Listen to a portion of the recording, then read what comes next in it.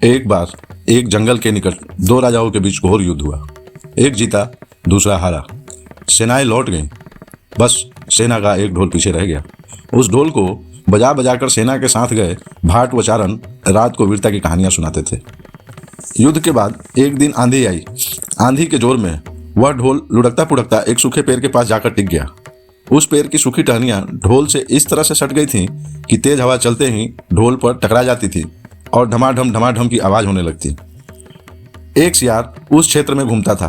उसने ढोल की आवाज सुनी। वह बड़ा भयभीत हुआ। ऐसी अजीब आवाज बोलने वाले पहले उसने किसी जानवर को नहीं सुना था। वह सोचने लगा कि यह कैसा जानवर है जो ऐसी जोरदार बोली बोलता है। सियार छिपकर ढोल को देखता रहता, यह जानने के लिए कि यह जीव उड़ने वाला है या चार टांगों पर दौड़ने वाला।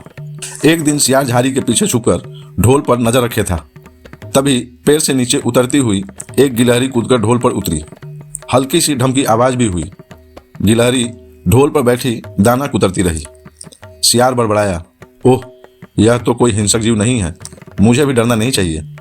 सियार फूंक फूंक कर कदम रखता ढोल के निकट गया। उसे सूंघा।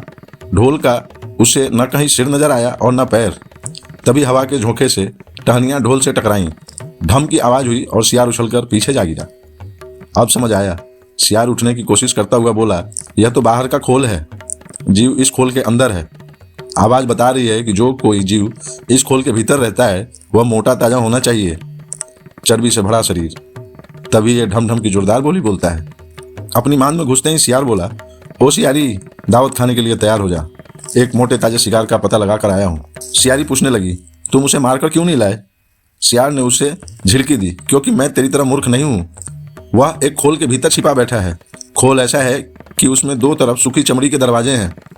मैं एक तरफ से हाथ डालकर उसे पकड़ने की कोशिश करता तो वह दूसरे हाथ से न भाग जाता।